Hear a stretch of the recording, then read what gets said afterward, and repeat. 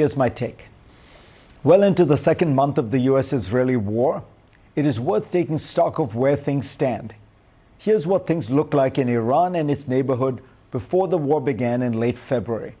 In June 2025, Iran's nuclear enrichment facilities had been, in President Trump's words, completely and totally obliterated by a 12-day bombing campaign by US and Israeli forces using American stealth bombers and 30,000-pound bunker-busting bombs.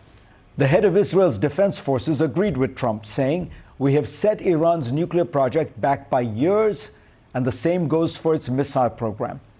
That conclusion was reiterated by Israel's Atomic Energy Commission, which added that the achievement can continue indefinitely as long as Iran did not get access to nuclear materials, and that access was actively being denied. Iran's military capabilities had been substantially weakened by separate Israeli air campaigns in 2024, which killed key Revolutionary Guard leaders, destroyed air defenses, and struck ballistic missile facilities. Israel also heavily bombed Iran's most deadly militia ally, Hezbollah, killing several layers of its top leadership and, by many analyses, crippling the military strength of the organization. It had already taken apart Hamas in Gaza. Finally, Israel's campaign against the Iran-backed militias that supported the Syrian government played a part in the collapse of that regime in December 2024. In other words, Iran was in very bad shape militarily. In addition, its economy was a mess, destroyed by the tightening of sanctions and its own corrupt regime. Hardly anyone could argue that Iran posed a threat to its neighbors, let alone to the United States, which sits roughly 6,000 miles away. Donald Trump effectively admitted this on Wednesday. We don't have to be there, but we're there to help our allies. It's worth noting that none of America's European or Asian allies were consulted, and many have spoken out against the war. In fact, reports suggest that Prime Minister Bibi Netanyahu sold Trump on this war not because Iran was an imminent threat, but because its unprecedented weakness provided an opportunity to strike hard to effect regime change. Why else would Trump have closed his brief announcement at the start of the war by urging the Iranian people to rise up and overthrow the regime, a call echoed by Netanyahu in his own message? So far, aside from devastating Iran and crippling its already weak military, which was predictable in such a one-sided contest, few of the desired results have been achieved. The regime has not fallen.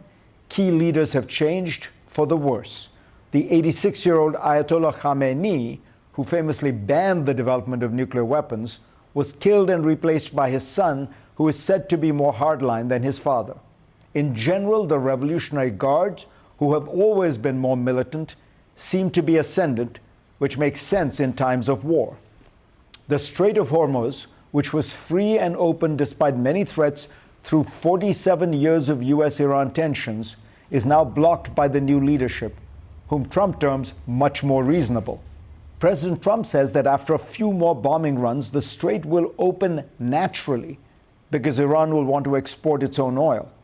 This misreads the situation. The strait is not closed. It is open to Iranian oil, which is flowing freely, especially to China.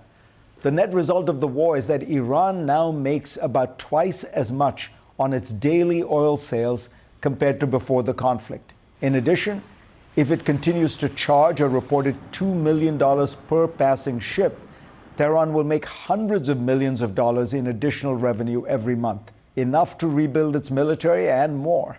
America's Gulf allies now face a far more unstable and tense environment than they did before the war. Their business models require peace, stability, and economic integration.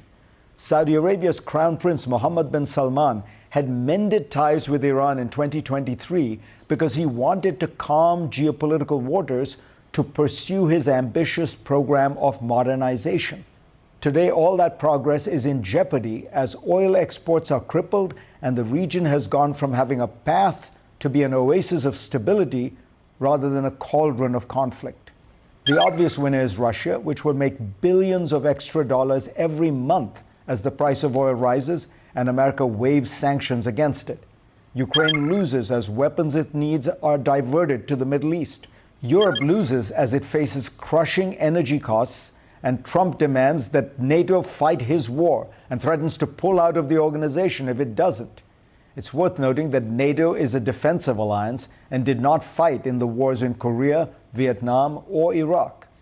China gains as America gets mired in another Middle Eastern conflict and loses its focus on Asia. Meanwhile, Beijing's massive investments in green technology shield it from many of the costs of this war, and it appears to the world as a more responsible, less disruptive superpower. Of course, things could change. Wars are unpredictable. But so far, has any American military action ever racked up so many costs for so few gains? I'm joined by Richard Haass, the President Emeritus of the Council on Foreign Relations, and Zanny Minton-Beddoes, the Editor-in-Chief of The Economist. Richard, the American forces were able to do something extraordinary, really quite spectacular. But what the president is now asking them to do next appears to be to bomb the basic energy infrastructure, power plants that provide civilians with energy. That is traditionally been considered a war crime, and it certainly on plain reading is a violation of the Geneva Convention. What do you think of this idea, and is it possible U.S. military personnel who are told not to follow illegal orders might have some qualms about actually executing an order like this? Well, several things there, Fareed. First of all, you're right. The rescue mission was operationally extraordinary, and it's consistent with this war, where the operational capabilities of the U.S. military have been phenomenal. But all that said, it doesn't necessarily mean the United States is winning the war strategically. There's a strong argument we are not. What you raise is the idea of going after infrastructure. I think it does raise fundamental legal questions, also raises real policy questions, because what Iran has shown is its willingness and ability to respond in kind against the water plants, the energy infrastructure of all of its neighbors.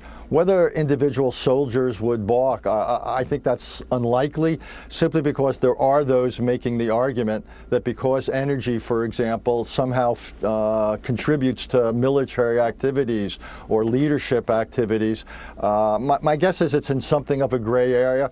But this is the responsibility of the commander-in-chief, and the kind of post that the president put out on Truth Social, which really raises fundamental questions about his judgment, and then urging these kinds of attacks. Again, I would think this does the opposite of reassuring our partners and allies, and I don't think it intimidates Iran. Let me just read for those who have missed it. This is a Trump tweet that Richard is referencing. And it says, and I'm now quoting, and there is explicit language, but I am quoting the President of the United States. Tuesday will be Power Plant Day and Bridge Day, all wrapped up in one in Iran. There will be nothing like it. Open the fucking strait, you crazy bastards, or you'll be living in hell. Just watch. Praise be to Allah. Zanny, when you listen to this, the question I have in a way is the problem Trump seems to have found himself in is anything he does to punish Iran is almost certainly going to raise the price of oil, because Iran will respond to energy infrastructure in the Gulf, because they will keep the Strait of Hormuz closed, that is close to non-Iranian oil. So it feels as though Trump has sort of backed himself into a corner, assuming the Iranians will absorb pain, which they seem willing to do. Absolutely. I mean, the first thing to say is I was as shocked hearing you read that post as I was reading it myself. And it is, I mean, and I use this word advisedly, it sounds unhinged. That is the President of the United States is just profoundly shocking. And I think we've all become somewhat inured to statements by the President of the United States, but even by his standards, that was very shocking. And I wasn't surprised when I looked on my phone just a few minutes ago to find several people asking whether this was actually real. So I think, you know, let's just take a breath about the kind of language being used by the president. But yes, you're absolutely right. I think this is a mark of his frustration, and his frustration with a situation where Iran clearly has the upper hand in strategic terms, because he has no good options, President Trump. If he tries to escalate, it is likely that Iran, which has already shown that it will escalate itself, will damage more oil installations. The price of oil will go higher. If he somehow declares victory and moves away, then the straits are likely to stay closed. And so right now, this is a very, very difficult situation, and one where I think the President of the United States is showing us just how frustrated he is. But if those threats were to be carried out, I don't for a second think that it would do anything other than increase Iran's resolve to maintain the straits being closed.